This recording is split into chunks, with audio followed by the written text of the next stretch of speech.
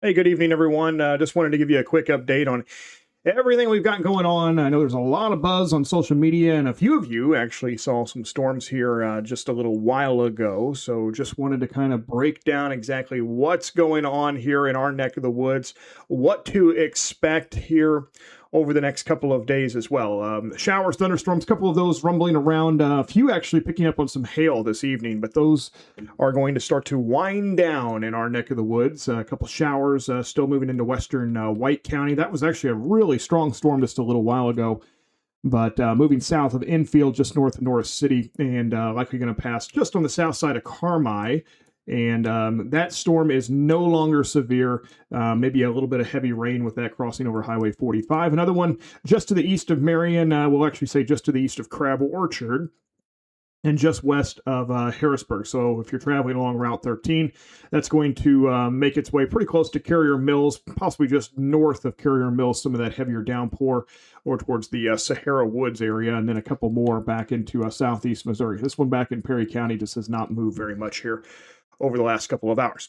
All right, so try to answer as many questions as I can here over the next, we'll do 10, 15 minutes or so. Talk about the storm chances for tomorrow, as I know that that's got a lot of folks' attention as we are heading into Wednesday and Thursday. Chances for some strong storms. There's been a lot of buzz for this one on social media, which is always a little concerning, especially here in our neck of the woods, because, well, to be honest, I'm always a little concerned with that because, around here, we tend to get a little excited about that. And as far as, we always are a little concerned when we see all the buzz on social media and it's not going to impact us here. I always try to keep things pretty plain and simple and not try to fluff everything up. I don't want you to be scared. I don't want you to be panicked.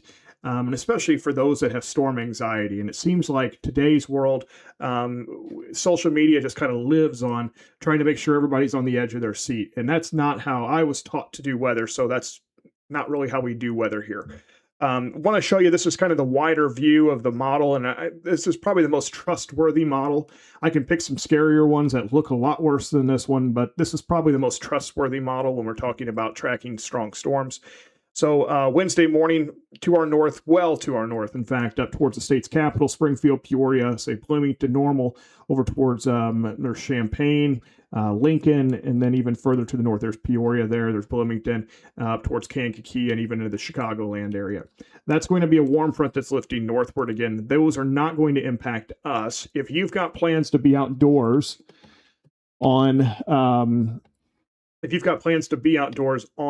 Wednesday, you're not going to be impacted by these storms. I really do think we are going to see a lot of dry time. In fact, maybe pretty warm and pretty windy through the day, not really feeling like June, especially with the strong winds throughout the day. But that's what we're expecting there. All right. So the real question and the real impact becomes towards the afternoon. We'll say late afternoon. So again, if you've got family, friends, central Missouri back into parts of, we'll call it central Illinois, I think from Peoria back over towards Quincy, and there you go over towards Columbia, Missouri, all the way up into northern Indiana, just south of Chicago. That is going to be a potent line of storms that develops here as we head into Wednesday afternoon and Wednesday evening. Some of those storms are likely going to be extremely strong. And we could see initially some supercells develop up in that area. So there is a threat, and quite a threat there, for tornadoes. Again, this is central Missouri, northeast Missouri, and then back into central Illinois. That not in southern Illinois. Okay, I just want to get that out of the way. Yes, we could see some stronger storms as we head into tomorrow night, but right now, really expecting most of the severe weather to stay well to our north.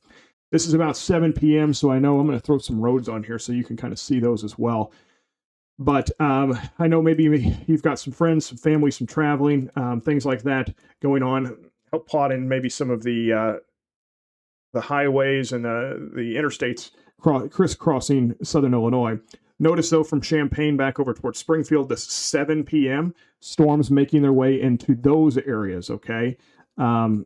That line of storms is still well to our north. So again, I had some folks asking about evening plans on Wednesday evening. I think really for the most part here in Southern Illinois, it's not going to be impacting our evening plans. Get a little later into the evening. This is 8 and 9 o'clock. And I think this is the time period, about 8, 9 o'clock, we could start seeing a couple of storms trying to work their way in from the north. Still at this point, I do not anticipate many in Southern Illinois to be dealing with storms, even as late as 9, 10 o'clock. But as we get later and later into the evening hours, you'll see this is midnight, and those storms approach, say, the I-64 corridor. And notice what happens. I'm going to back this up just a little bit. 8, 9, line's still pretty strong, working its way southward. And then this has really been a common theme for the last couple of days watching this. I'm going to zoom this in a little bit closer. It does look like we are going to start seeing this line at least lose a fair amount of intensity as it approaches Southern Illinois. Now, there is still a chance, say from about Mount Vernon to Carmine, mainly along the I-64 corridor in the area that I call the Wabash River Valley. We'll say from about Vincennes, Indiana, back towards Mount Carmel, Grayville. There is a chance that some of these storms are still pretty strong as they're working their way in from the north. Flora, Fairfield, Wayne City, and I'll go ahead and say all the way back over towards Mount Vernon. It does look like some of our north and eastern counties could still be dealing with some strong storms late Wednesday evening and then early Thursday morning. The line will continue to push south and eastward, and it really runs into less instability down in this area. And then it also runs into somewhat of a cap in the atmosphere. There's a little bit of capping, so some warmer air aloft that will also help suppress storms just a bit. So at this point, again, bigger threat to our north. Run through that one more time, kind of widen out the view. There's the big storms developing, working their way southward. And then as it approaches Southern Illinois, we see a lot of weakening. That's been a common theme for the last couple of days, and really one that I'm going to hold on to here. Everything that I've looked at continues to indicate that that line will be losing some intensity as it arrives.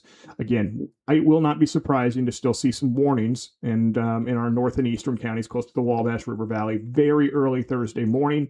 I really think that if we see a warning or two from that, it's probably going to be severe thunderstorm warnings for the threat of potentially some strong straight line winds as this is moving through.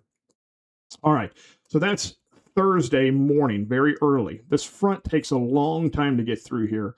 So there is actually a chance, we haven't really talked about this very much, but there is a chance that on Thursday that we are dealing with maybe an isolated strong storm or two as well, as that front slowly works its way through our region. Again, at this point, I'm not expecting widespread severe weather in Southern Illinois. This is just not a big event for us at this point.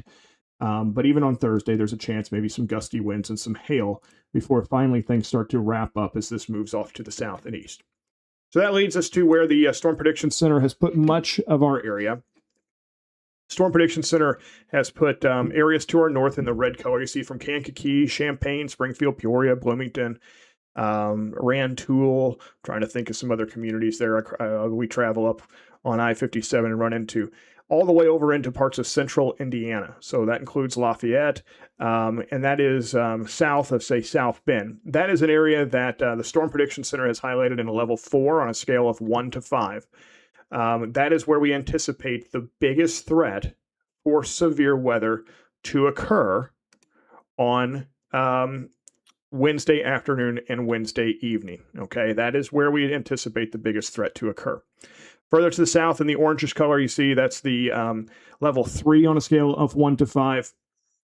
And then further south from that, you see the slight risk there, and then all the way back down into most of our area, where you see a level 1 in the green color. So if I zoom that in just a little bit, that's what it looks like for the counties that we cover here at Nick Hausen Weather. All right, so areas along the I-64 corridor, Mount Vernon, Sparta, and then over towards Grayville, as we were talking about. Maybe the I-64 corridor, still seeing some stronger storms. That's going to be the bigger threat there.